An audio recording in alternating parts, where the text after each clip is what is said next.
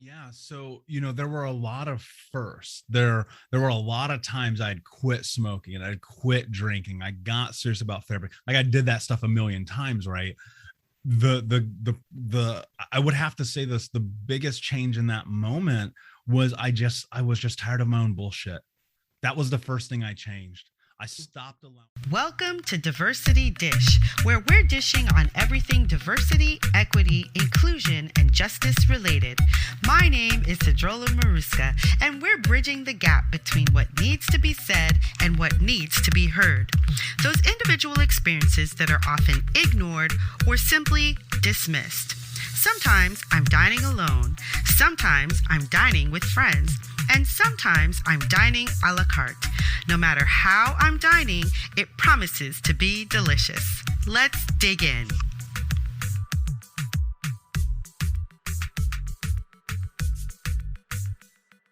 From homeless to hero, Michael Unbroken is the founder of Think Unbroken, best-selling author, award-winning speaker, podcast host, coach, and advocate for adult survivors of childhood trauma. Since 2016, Michael has empowered over 100,000 trauma survivors to get out of the vortex, learn to love themselves, and become the hero of their own story. Michael has spoken in over 80 countries, won investments from undercover billionaire Grant Cardone, and is on a mission to end generational trauma in his lifetime. Welcome back to Diversity Dish. I'm so glad you decided to join us again. Today, my guest is Michael Unbroken. Hey, Michael, how are you doing today? I am amazing. How are you, my friend? I'm doing very well. I'm very excited for everyone to hear your story and to get the value that you have come to bring forth. So let us jump in. Before we actually jump into all of the juiciness you're going to give us, I want to ask you, what are you passionate about right now, Michael? I think it's the same thing I've been passionate out for many, many years now, and that's personal development. I'm always just trying to see how far I can go, how hard I can push myself, how much grace I can have, how much courage I can have, how much patience I can have. Like just always, it's like this fascinating idea that I've embedded and ingrained in myself to push myself beyond any limitation that I've ever had to see what I'm capable of doing. And in the hopes of that process, by proxy, impact other people to do the same. I love it. For a time, I was doing personal development coaching, and so I can really relate with the information that you just shared. But what people probably don't know is you've come from very dire circumstances. You've used that personal development to really grow. Can you tell us a little bit about that? Yeah. And, I think the word that comes to mind is go crazy. It's craziness, right? For context, because I think it is important, why don't I paint a bit of a picture here? Yeah. So growing up, my mother was a drug addict and alcoholic. And when I was 4 years old, she actually cut off my right index finger. And my stepfather was super abusive, like the kind of guy you pray is never your stepfather. And I spent a lot of my childhood in poverty and even homeless. And we were so poor, the water company, they actually turned our water off. Now, I grew up in America. I grew up in Indianapolis. Like, this is not some third world country where this happens all the time, or an underprivileged country. And by the time that I was 10 years old, I had lived with like 30 different families. We were always getting evicted, always getting shuffled around. I was never with my brothers or my sister. It was really chaotic. By the time I was 12, I got high for the first time, drunk at 13, expelled from school at 15, selling drugs, breaking into houses, stealing cars, hurting people. I got put into a last chance program, still didn't graduate high school on time. And I was looking at my life and trying to figure out, okay, like, how do you solve this problem, this fucking poverty, this chaos, this abuse? Mm-hmm. And I was like, oh, it's money, right? It's got to be money. How could it not be money? Because that's the only thing I ever heard people talking about. And so I was like, all right, cool. So I'm going to go chase money, but I'm going to do it legally. And this was super important because my 3 childhood best friends have been murdered over drugs. My uncle's in prison for life. I've been in handcuffs multiple times. And I just knew if I stayed on that path of what I was doing, it wasn't going to end well. So I was like, all right, cool. I want to make $100,000 a year by the time I'm 21. Well, by the time I was 20, I landed a job with a Fortune 10 company, no high school diploma, no college education. And it was amazing because I was making six figures. Life was grand. I was, the best car, the best clothes, the best restaurants, the chaos of all of that. And I found myself at 25 years old, 350 pounds, smoking 2 packs of cigarettes a day, drinking myself to sleep. And that's when I put a gun in my mouth. I was Wow. just like, I'm done with this. Like, this money was supposed to solve all this problem, right? It was supposed to fix everything, and it didn't. It made my life worse, exponentially worse. And what I understood in that is that adage people always talking about, like, money makes your life worse. It brings out the worst in people. That certainly happened for me. That's because I hadn't done the work. I hadn't dealt with any of the abuse. I hadn't dealt with the homelessness and the abandonment and being an orphan and the deaths and all of those things. And so I had this moment. You think like this gun thing would be the rock bottom, but it wasn't. So the next day I'm laying in bed. Keep in mind, I'm 350 pounds. I'm smoking a joint, eating chocolate cake, and watching the CrossFit games. Like, if this isn't rock bottom, like, I don't know what is. Like, and I'm like, Jesus Christ, dude, get your shit together. And for whatever reason, I walked into the bathroom and I looked at myself in the mirror. I didn't recognize the face. I didn't understand who I was. And I went and I had this memory of being that 8-year-old little boy. And one of the many times that the water company or the electric company or the gas company turned off our utilities. And I took this little blue bucket from the backyard and I walked across the street to the neighbor's house and I turned on their spigot. And for the first time, I stole. And I was like, when I'm a grown up, like, this is not going to be my life. And from a money perspective, it wasn't, but all the other avenues it was. I was still that lost, hurt little boy, stuck in this traumatic experience, stuck in this place where I had no self-esteem, no belief. I used food and sex and drugs and money and cars and all those things to try to salve the wound of the pain of all of the chaos of my childhood. And as I looked in that mirror, I asked myself the most important question I've ever asked. I said, what am I willing to do to have the life that I want to have? And the words, no excuses, just results, just like started reverberating in my brain. And 11 years later, here I am talking to you. Now, in that process, there's a lot of work, a lot of therapy, group therapy, CBT, EMDR, NLP, all of the acronyms, AA, NA, SA, all the anonymous programs. I'm just trying everything, right? From Reiki to acupuncture to myofascial release to coaching to conferences to personal development books to self-help to the whole nine. And then I started getting certifications and I started learning from experts in trauma. And I got like 35, I'll be honest with you, I've lost count. Well over 30 certifications in trauma education, right? 10,000 hours times a million, right? Just trying to learn and understand this.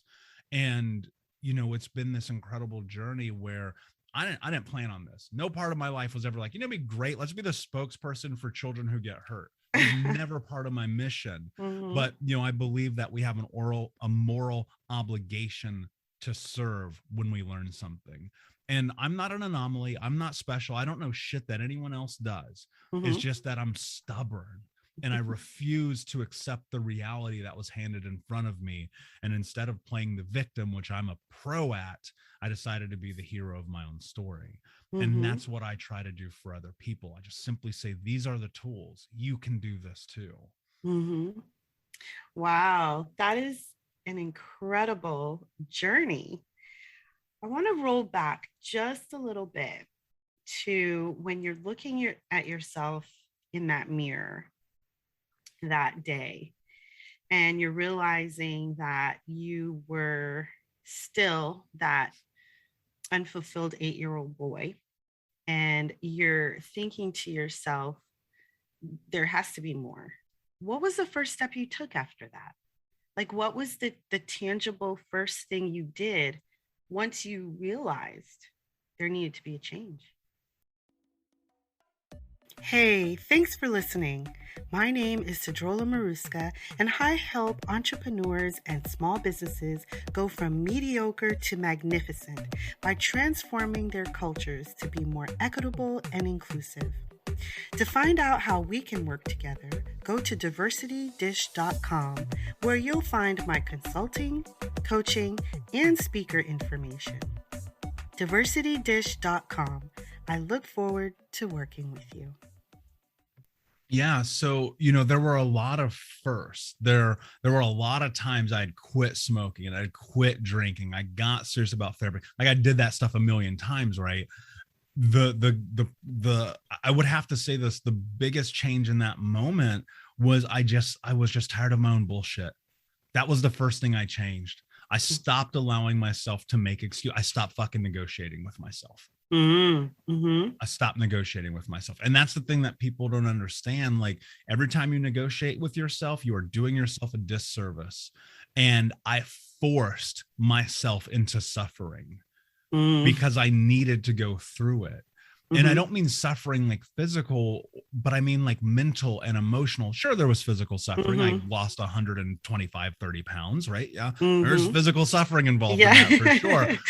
But it was, I had to uncover and unveil all of the pain that I hid from, all of the hurt, all of the scars. And I had to acknowledge that bad things happen to me. I mean, I literally walk around with this finger that's been cut off, burn marks on my arms, the scars in my soul.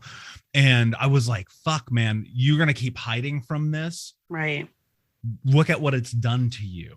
Right. That was the suffering I had to tap into. I had to go back into that darkness because the more I tried to salve those wounds with all the other things, right, the worse my life got. Yeah. And so I got serious about talking about it, serious about therapy, serious about going in. I was literally going to this therapist, paying him hundreds of dollars an hour and telling him what I thought he wanted to hear. Like, talk about the definition of insanity, because I was so terrified of shame, of guilt, of judgment, of being vulnerable with myself. And then I realized and I understood the only way you get free is you have to talk about it. Right. And in that came this immense sense of freedom. Like I can't explain it to people because you have to experience it for yourself. And it takes time. Let's be very clear. I've been doing this work for a very long time. And I went to therapy for the first time at 7 years old. Right. Yeah. And so I learned how to manipulate therapists to tell them what they needed to hear to keep myself safe, because that whole thing about therapists keeping it private, that wasn't the truth when I was a child. And so I would get in trouble for telling the truth. And so I learned how to stop doing that. And so in part of learning how to stop telling the truth, I learned how to stop telling the truth to myself. Right. And that's where I started negotiating with myself. And look, I'm not going to say like I don't do it sometimes. I'm still always like trying to work through that. But early on, it was really interesting because I'd be like driving to the gym after work, smoking a cigarette. There's a McDonald's and a bar in the parking lot. And so I'd go to fucking McDonald's, go to the bar, and I'd sit in my car and I'd smoke a cigarette. And I'd just be like, all right, just go in, just get on the treadmill for 5 minutes. And then I'd be there for half an hour sitting in my car, negotiating with myself. Yeah. And then I'd say, do it tomorrow. You won't smoke tomorrow. You won't drink tomorrow. You won't eat fast food tomorrow. You won't cheat on your girlfriend tomorrow. You won't lie to your brothers tomorrow. Tomorrow. Right. And then I was like, fuck this. Take your ass in the gym right now. You're not smoking today. You're not drinking today. You're not eating fast food today. You're going to hold yourself accountable today. You're going to do whatever it takes. This no excuses, just results mentality. That's what the change was in that moment when I looked at myself in the mirror. It's so interesting that you said that you were running away from yourself. In the work that I do, of course, people are always like, so how do you get someone to do? How do you get someone to do? And I say, I can't get anyone to do anything. The only thing I can do is give them the information and to allow them to process it themselves. So in your journey, what do you think, besides looking at yourself in the mirror and hating what you saw and just thinking you were just so tired of yourself, What do you think was something that helped you to say, I'm not going to do that smoking anymore. I'm not going to eat the fast food. I am going to go get on that treadmill. I am, was it external or was it just all internal? We all know what we're supposed to be doing. Like I firmly believe that, like in my soul. It's the thing that keeps us awake at night that we're avoiding. That is the very thing that we have to do. Right. It's the thing that when you're quiet and you're not distracted, and you put your head on the pillow and you're like, I can't sleep. Yeah, no shit, because you're not dealing with your problem. And that's what it was. I just looked at my life and I said, what am I not dealing with? What am I not doing here? And I'm not saying it's easy, because it's definitely not. And it wasn't a flip of a switch where it was a progression. It took a long time to get really solidified in that. I went cold turkey on a lot of stuff, but a lot of things were a progression. And so it's really, let me phrase it like this. I'm going to create some really strong context for people to make meaning of this. When we grow up in traumatic households, violence in schools, communities and neighborhoods and peers that don't support us, where people tell us you're not good enough, strong enough, capable enough, where, you color the moon purple and the teacher says you're stupid, where your parents belittle you, where your friends pick on you because of the color of your hair or the shirt that you wear.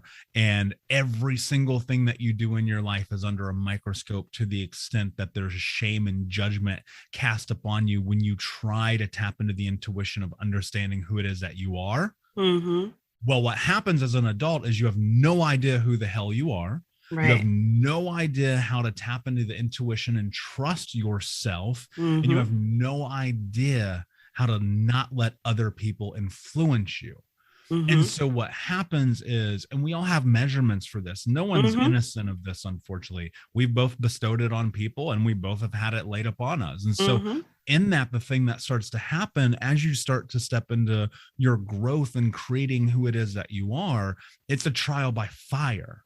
Because every time you tried, think about this right now, you're having this thought about these moments in your youth that you were like, I want to do this thing. And you did it for 8 seconds. And then the world rained its shame and guilt and hate upon you. And you never did it again because you were embarrassed. Right. You were hurt and you were thinking like, fuck, why should I be myself? Because when I am, it hurts. And then you become an adult and people are like, be yourself, be authentic. Well, how the hell do you be authentic if you've never had the experience of it? Right. Correct. It's such a ridiculous misnomer in the conversation that we're having right now about personal development. And so here's what happens. You want to be yourself. You have to try a lot of different things. And some things are going to work and some things aren't. And some things you're going to feel indifferent about. But the reality is, the only way that you craft the person that you believe you're capable of being is you must craft the person that you're capable of being. Right. And that requires action and forethought and making meaning of circumstances and doing the work and maybe getting a coach or going to the conference and having connection with people who are one step ahead of where you want to be and saying, hey, can you help me? Right? Because the truth is, we're all going through this, especially in this society, and especially if you live in America, which is probably the most backwards place on planet Earth when it comes to this idea of be yourself, but definitely don't be yourself at the same time. Right. And so tapping into it and building and creating you is a system of trial and error by fire, in which you start to learn how to trust your intuition. And to not listen to the people who object to the reality of you being who it is that you are. Right. And removing yourself from those people and building yourself despite that. Because the truth is, you're probably being held back right now because of your mother, because of your husband, because of your best friend, because they're terrified to be themselves. That was my experience too. I was terrified to be me because of all of the pain of what it was like to try to be me, mentally, emotionally, physically, sexually, all the ways that you can be a human being. I was terrified because it was beaten out of me. It was coerced out of me. It was enmeshed out of me. It was groomed out of me. You learn how to be silent and quiet and hidden because that's safe. It becomes a defensive mechanism to turn yourself off. It's safety. Mm-hmm. And then here's something really important. And this is going to strike people the wrong way, and it's going to strike people the wrong way or the right way, but it depends on where you're at in your journey. You're not a child anymore. Mm-hmm. You're not a child anymore. And so the shame and the guilt and the judgment that comes with that, what you have to understand is you have to do the work around that and get it to where it needs to be in your life so you can move forward with freedom to create and express who you are.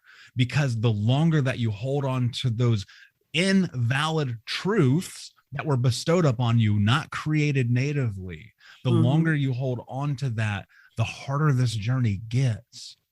I stand and I walk firmly in who I am. People don't like me. Fine. What does that have to do with me? Exactly. What does that have to do with you? You're absolutely correct. And I feel what you're saying very deeply. I understand it. There are so many times as I've gone through my personal development journey and as I've learned to know who I am, that I've had to question the thoughts that have come to my head. And it is something also that I have to do in my work, right? Because as an equity, inclusion, social justice consultant, I have to question every thought that comes into my head as to why am I thinking this way about this person or this situation, and how has it been informed?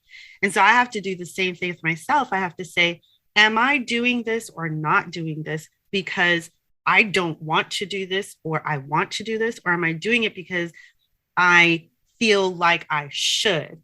Should is like one of the worst words that, like, do I feel like I should do it because society expects it of me, or am I doing it because I expect it of myself? So I am.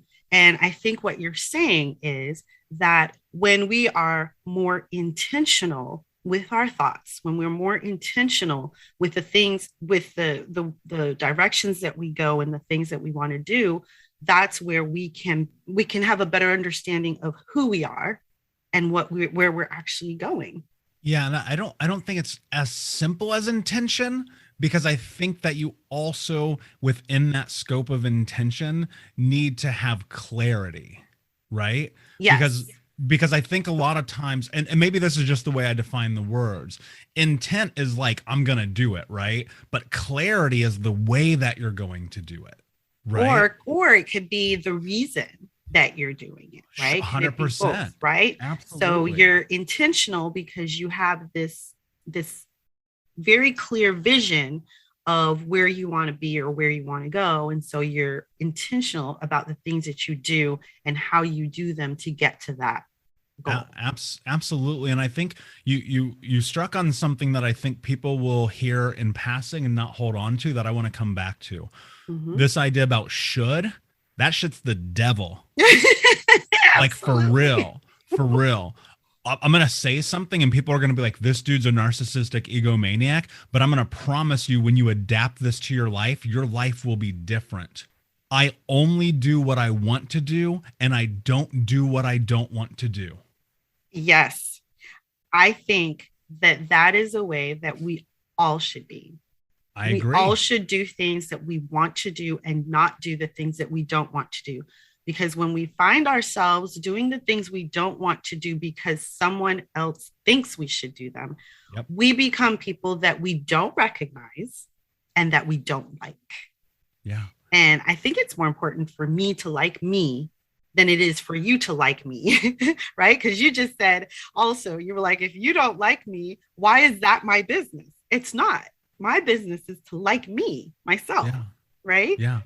100%. We spend so much time, and look, part of it again comes back to it being a defensive mechanism. We spend so much time trying to appease other people because we want to be communal, we want to be seen, heard, felt, but it always feels inauthentic. It always feels like we're covering a part of ourselves so that we fit into the mold. When I was a little kid, I loved your favorite band, I loved your favorite food, I loved your favorite TV show.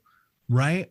I had fear in expressing my wants, needs, and interests. It was crippling, where people would be like, well, what do you want to eat for dinner? I'd be like, I didn't know I'm allowed to do that. Right. One of these really fascinating things that happened to me while being homeless was living with all these different families. It was like over 30 different families. I would see like these moments where children were allowed to have an opinion, and it blew my mind. Like, for real, because when I was in my home, that was danger. Like the number one way to get your ass kicked in my house was to talk, was to exist. And so, you know, I'd be at these people's house. They're like, what do you want to have for dinner? I'd be like, is this a trick question? Like, are you gonna like beat the shit out of me when I answer this? And so, you know, that's the thing that I'm talking about with this intuition. It's been robbed of us for so long that we don't know how to trust it. And the only way you trust it is you have to build it. And the only way that you build it is by doing the things that you want to do and not doing the things you don't want to do. Like, I really want people to understand that. This doesn't mean you don't have to do monotonous and tedious bullshit in it, because you absolutely do. Yeah. I promise you that. I promise you that.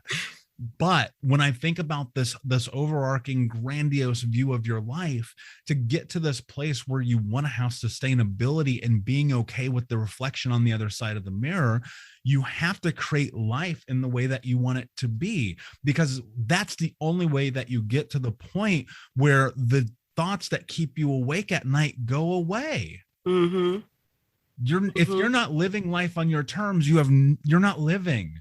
And you have to understand, part of that has been groomed and enmeshed in you.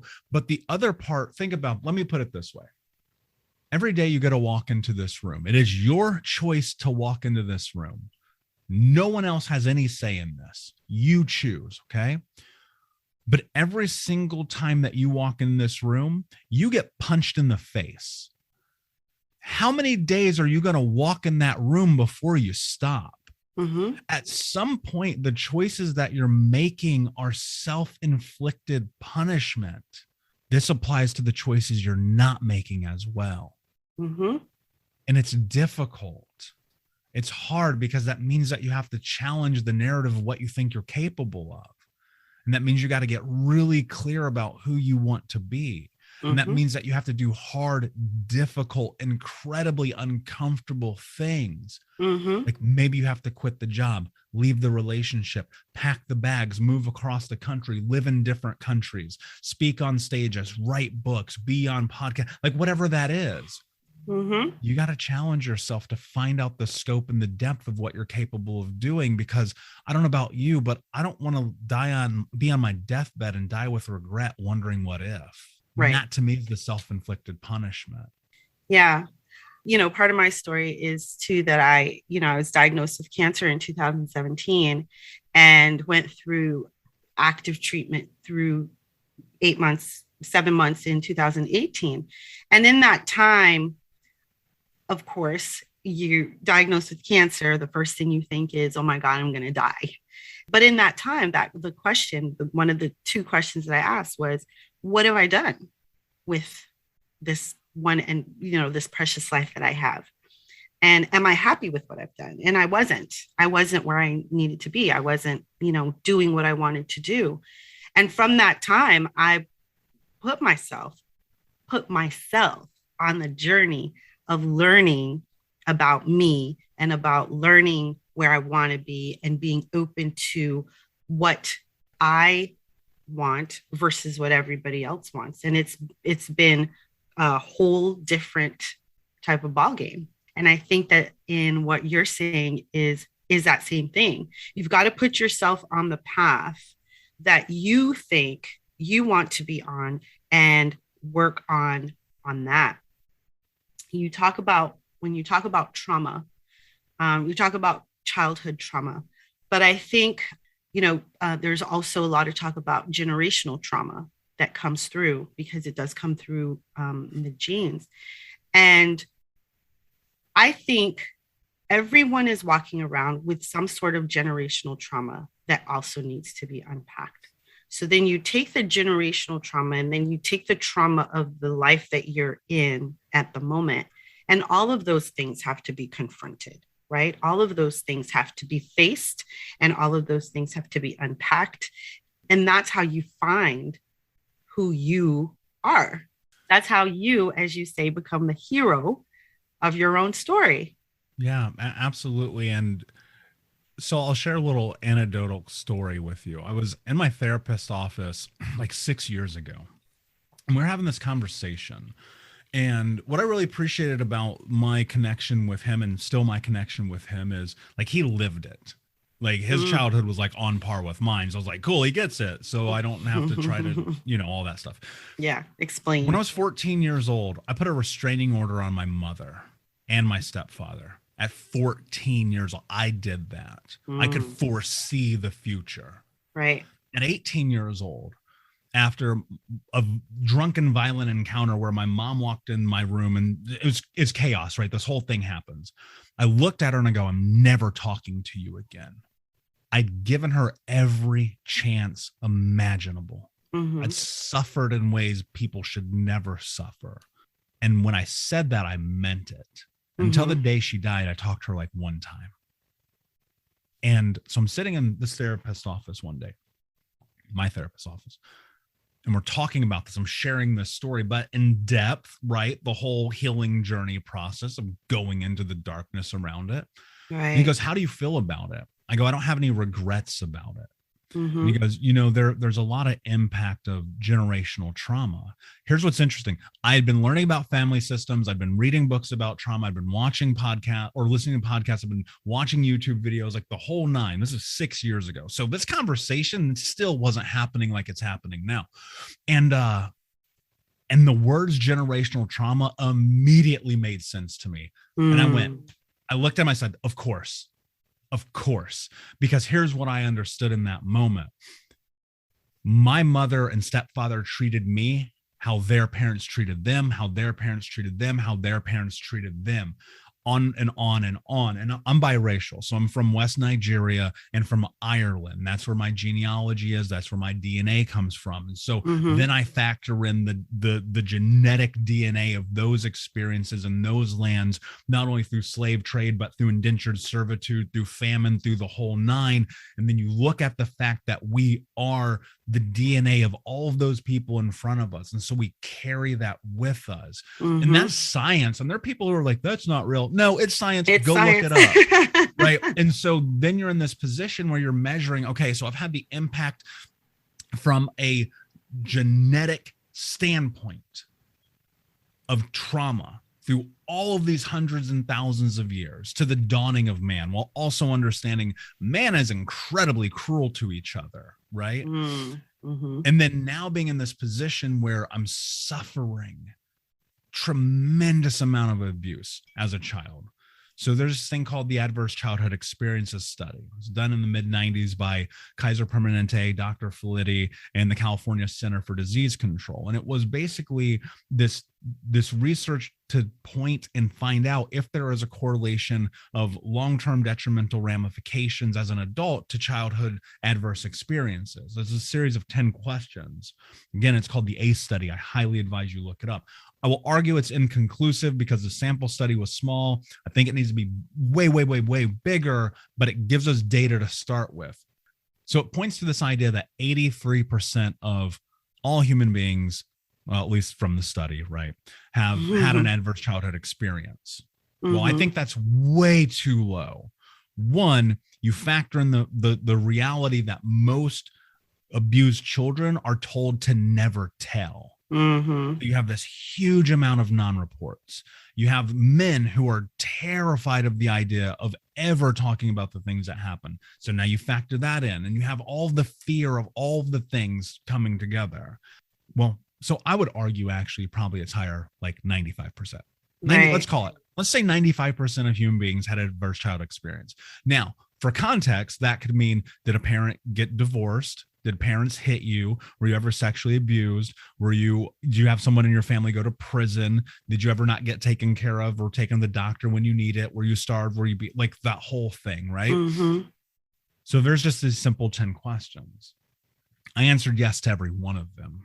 Mm. And so you compound that impact. And then the data points to you're 2,000% more likely to be an alcoholic, 2,200% more likely to smoke, 5,200% more likely to commit suicide. Where was I at when I was 25? Right. Interesting. Okay, correlation. And so now you're looking at the impact of trauma, not only in the family system that you're born into, which you don't have a choice in, but also generationally and the carryover of that. I mean, Trey, why do you think doctors always ask you, is there a history of heart attack in your family? Right? History, because it carries weight. It means something. And then so now you're in this position. And that data was fascinating to me. And so when I'm sitting in the office with my therapist and he tells me this, and I was like, oh my God, I got to go deeper into this. That's how I'm able to speak about it today. Because I was like, I need to understand this at scope. Right. And one of the things happened that was really fascinating in this, because I'm sharing this story about my mother, telling her I'm never going to talk to her again. And then she dies, and I followed through on that and being okay with it. That was the crux of it. I was okay with it. I'm still okay with it. I saw the future. I would not be talking to you had I not done this. But one of the most important moments of my life happened in that conversation. I acknowledged the reality of the situation. That was it. I accepted it. I didn't try to fight it anymore. I wasn't mad about it. I wasn't upset about it. I'd done all the work around it. I just simply acknowledged. I looked at my mother, my stepfather, my father, my grandmother, my community, my uncle, everyone around me. And I just went, well, this fucking makes sense. Right. So, Michael, you have written a book. Can you tell us a little bit about your book?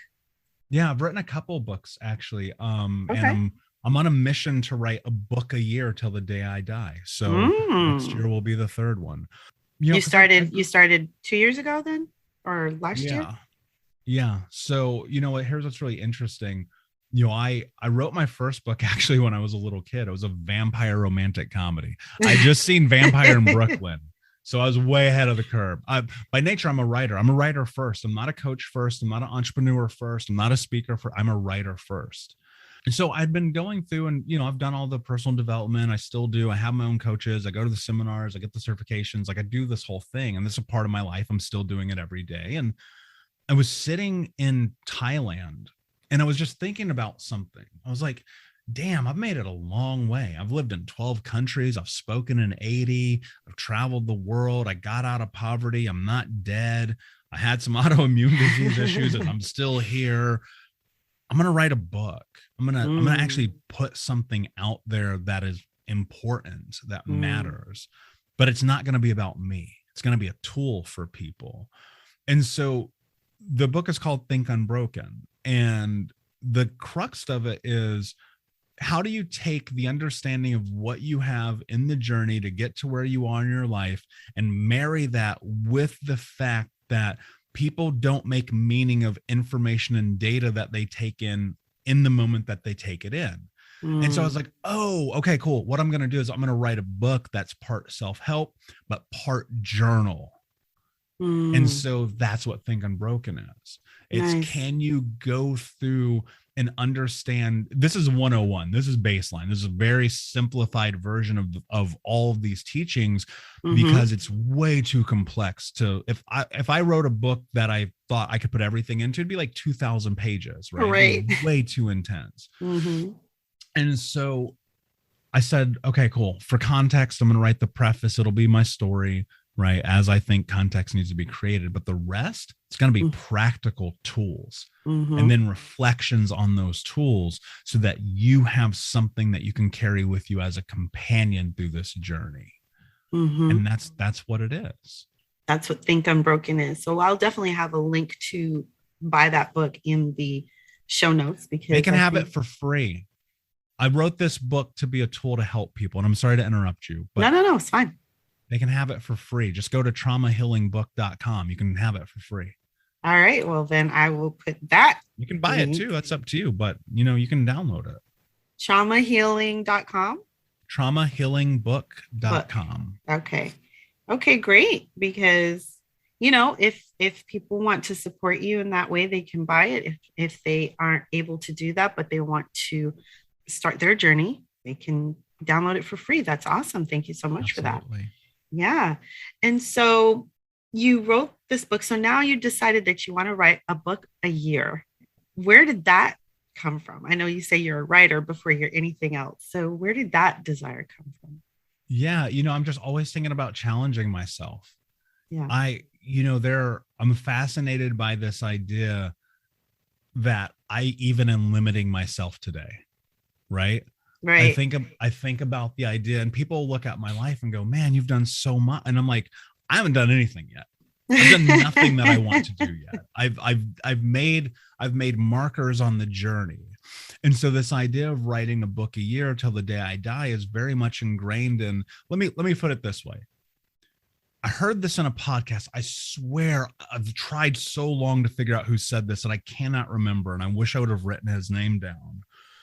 He said, the thing that we're missing as children is the thing that we seek as adults. And my thought as a child was like, I want to be seen and appreciated. And when I wrote that book, The Vampire Romantic Comedy, my mom, because I grew up Mormon, I don't really talk about that a lot, but she walked in, she saw it, and she tore it in half in front of me. And I was like, oh, okay. Right. Again, this thing about not being able to do the thing that you want to do. And I said, and I just sat with it. It just came to me. It wasn't about anything other than the idea came to me. And I said, write a book a year till the day you die. And that's it. That's the entire crux of it, because I want to. Right. Right. So you do things you want to do, and you don't do the things you don't want to do. And so exactly. And there's no measure, because people may or may not read them. I don't care.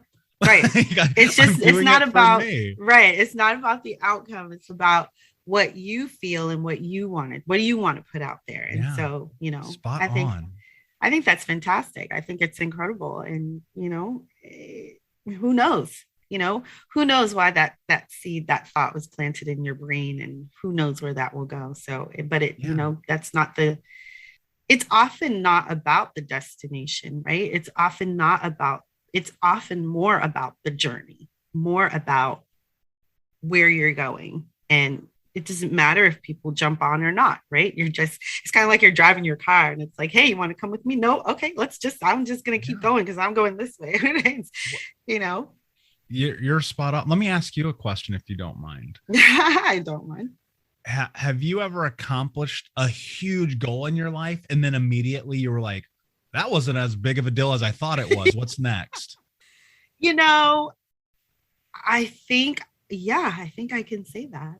I don't know if it's a goal or if it's just, I've accomplished something, and, people are like, oh my God, that was so great, or you did so well. And I go, okay, great, happy about it. I ask you that because I think you're right. It's about the journey. Like, you see those signs in the bathroom or, at the store or wherever. It's always like the journey, not the destination. Yeah. And you're like, that's what, I don't know what that means. And then you understand the reality that it really is about the journey. It's about today. It's about this moment. It's about this choice, this decision, this thing in this moment. Because if you're only ever measuring the end, you're going to get disappointed a lot. Yes. Yeah. A great example of that is when you're planning a wedding. People plan weddings and they get so upset and so frustrated and so angry during the process. And, whenever people ask me, they're like, okay, so what do I do? I said, first, you need to enjoy the journey, because the day goes by so quickly that you miss the day, but you can savor the journey, right? You can savor who you decided to have in your wedding. You can savor the efforts and the be intentional about what you want to put into it. Think about it, because when the day comes, it's here and it's gone, and then you're like, left with a feeling of, oh, that was it, especially if you didn't enjoy the journey. And then you get to the day and then it's like, oh, don't let the day suck. Because then that's it's all over, right? So it's kind of like, something like that, where it's just like, just enjoy it. Just enjoy whatever, the journey that you've put yourself on. Just enjoy it. Yeah. Yeah. And give yourself permission to enjoy it, because oh my gosh, that's huge. That's the part of it that people don't understand. Like, I do think that you have to challenge yourself. You do have to put pressure on yourself. You do have to try really hard. But if you're doing the stuff that you want to do, it's going to be enjoyable to some extent. Again, not that it won't be monotonous sometimes, because it will be. But the truth is, you can enjoy your life. You're allowed to do that, but you have to decide, and people will be like, I hate my job. I hate this relationship. I can't believe I got to do this then stop. What the fuck do you want? Like, nobody cares. Stop. Change it. You don't get to complain if you're unwilling to change.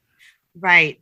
It's almost as if, and I call it living by default, which is what I felt like I was doing for many years. And it's just almost this thing where you don't have a choice. Like, you feel like you're just going along and you don't have a choice, when in reality, you do have a choice. You always have a choice. It's just whether or not you're willing to take what comes with that choice, right?